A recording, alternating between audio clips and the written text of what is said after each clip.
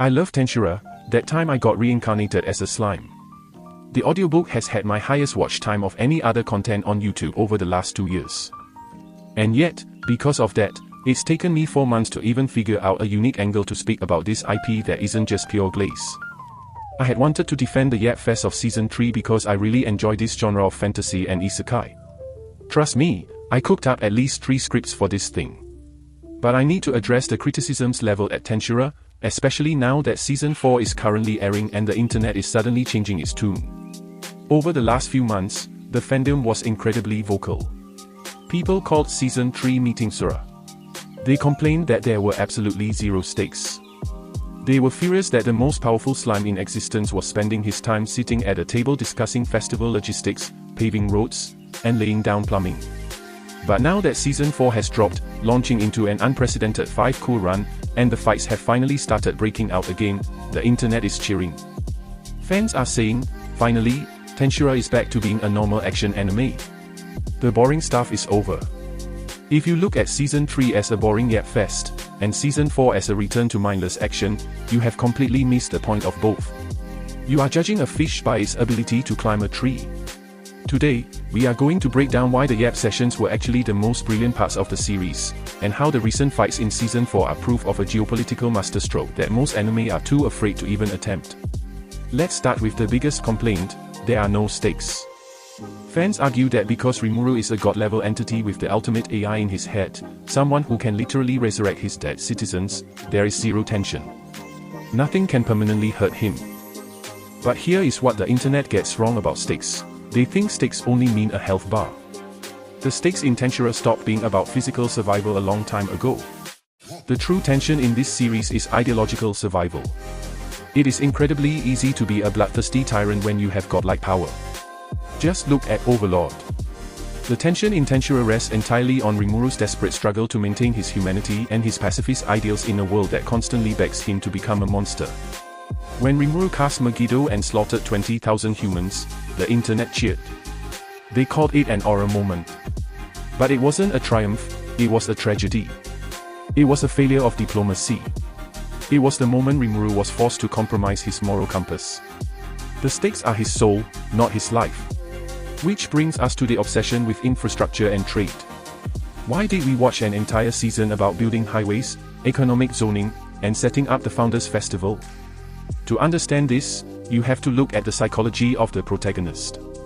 Before he was a demon lord, Rimuru was Satoru Mikami, a 37-year-old, middle-aged corporate contractor and otaku in Japan. In traditional isekai, the teenage hero saves the world by killing a singular bad guy, leaving behind a continent ravaged by war and poverty. But Satoru is an adult who understands how the world actually functions. He knows that killing the bad guy doesn't fix systemic issues. Racism, poverty, and war aren't solved with a magic sword, they are solved with shared economics. Rimuru's ultimate power fantasy isn't mindless fighting. It is competent governance. He unites goblins, dwarves, and orcs not by forcing them to get along under threat of death, but by giving them running water, warm beds, and a stable economy. The true escapism of Tensura isn't escaping to a world of magic, it's escaping to a world where the infrastructure actually works, and leadership actually cares. What the fandom called Meeting-sura, real-world geopolitical analysts call the weaponization of soft power.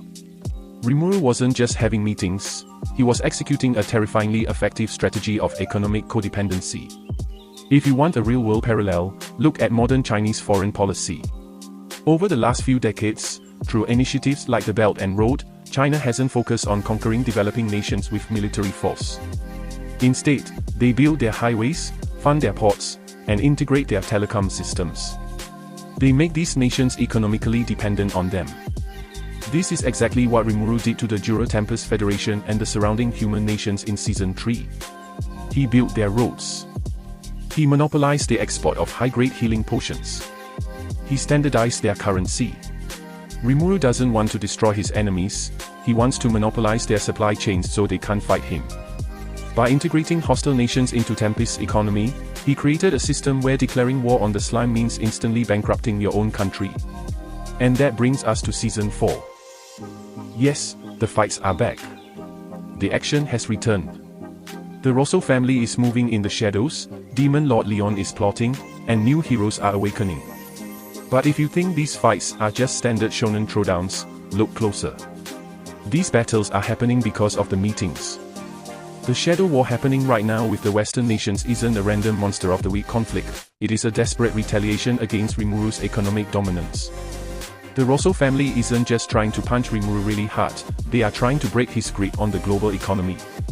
Even the dungeon in Tempest has been fully weaponized, evolving from a standard fantasy trope into a massive economic meat grinder that funds Rimuru's nation. The physical fights in Season 4 only have weight because of the infrastructure built in Season 3. The boardroom meetings were the setup, the current war is the execution. The trade agreements are the magic system. This is why Tensura stands completely alone in the isekai genre. It demands more from its audience.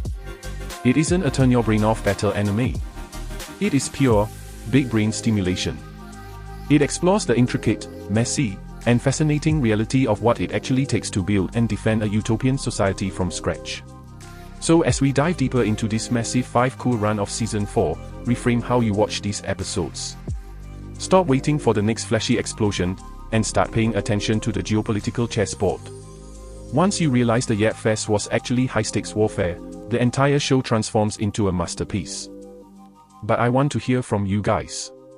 Are you an OG fan who loves the world-building and economic chess games, or do you still just want to see Rimuru flex his god-tier skills in Season 4? Drop your thoughts in the comments below. And if you enjoy anime analysis that actually looks beyond the surface level, hit that like button, subscribe, and ring the bell. Until next time, stay reincarnated.